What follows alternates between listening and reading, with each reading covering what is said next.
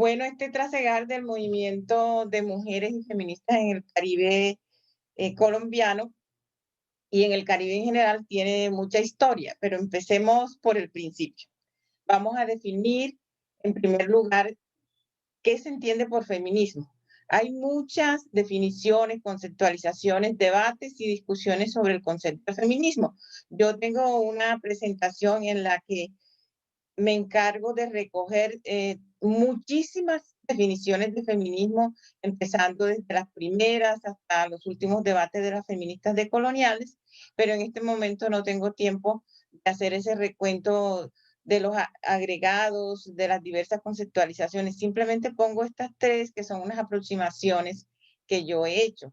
Entonces, para mí, el feminismo es la rebelión de las mujeres contra la apropiación o dueñidad, como la define la escrita Laura Segato, de sus vidas, cuerpos, territorios, sentires, saberes, pensamientos y espiritualidades por parte del patriarcado, el capitalismo y los órdenes sociales opresores anteriores al capitalismo.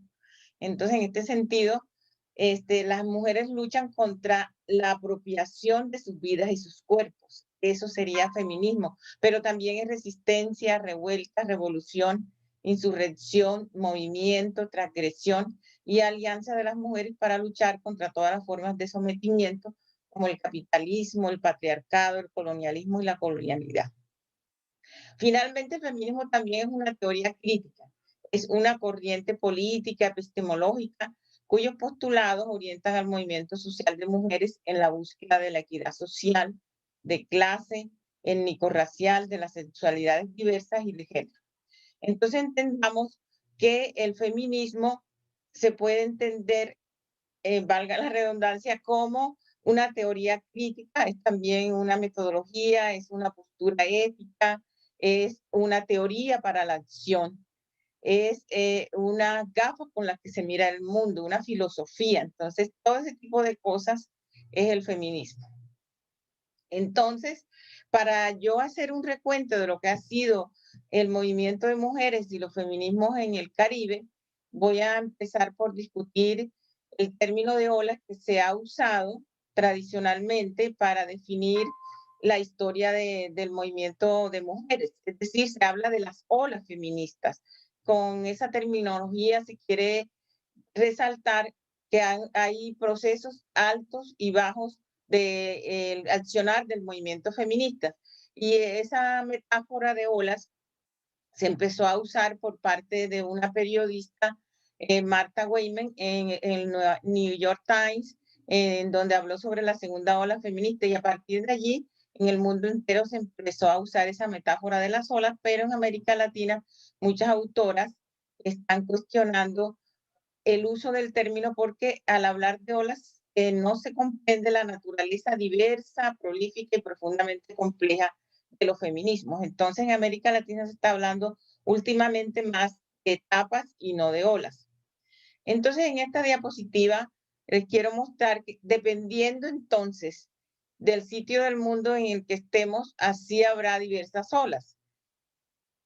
Muy diferentes son las olas de los feminismos y del movimiento de mujeres en América Latina y el Caribe a lo que son las olas de los feminismos en los Estados Unidos, y también hay una diferencia con las olas que se introducen para los feminismos europeos.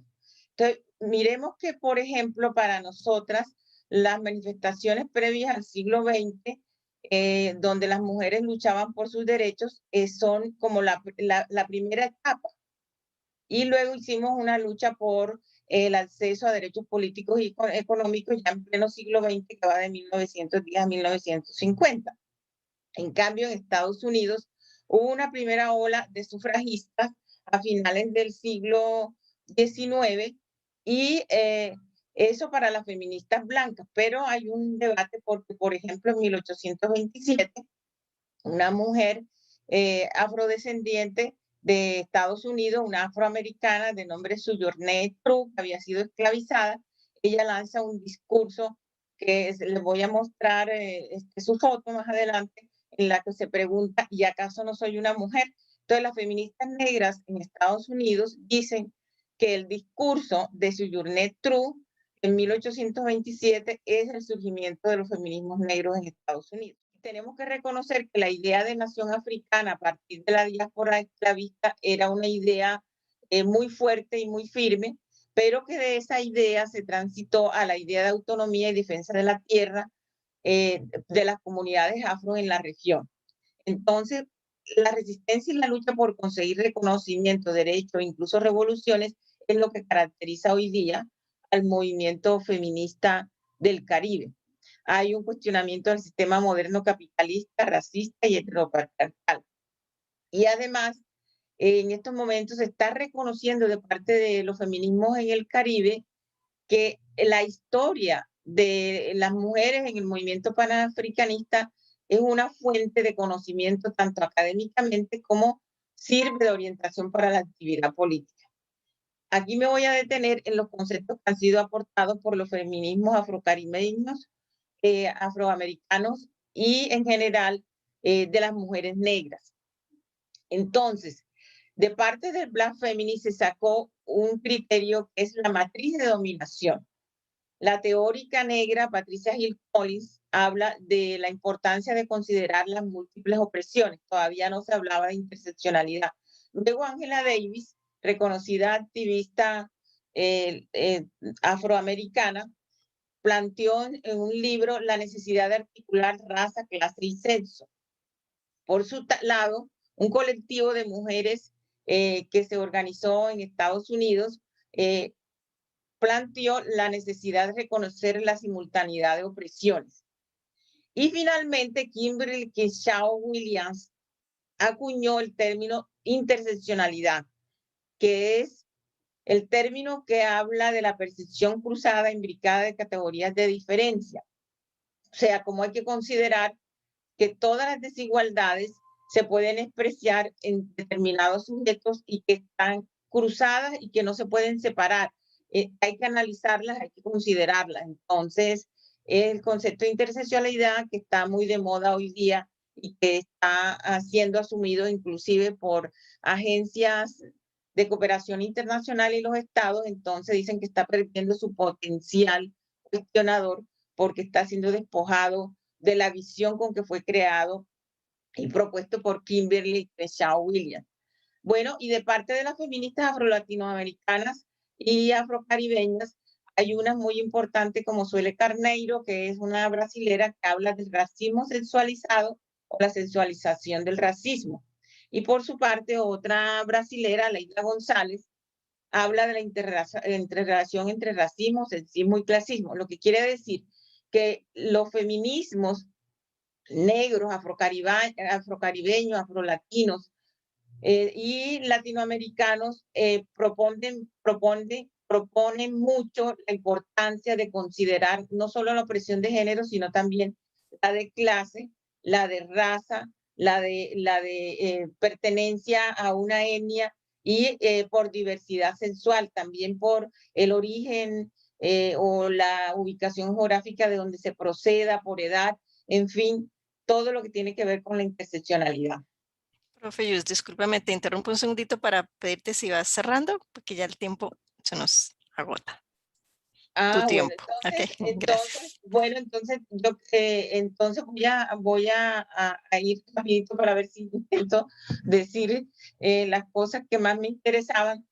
Entonces es que los aportes de los feminismos negros son estos, que la forma en que se construyen las representaciones de raza y género, cómo se da una creación performativo de esas representaciones.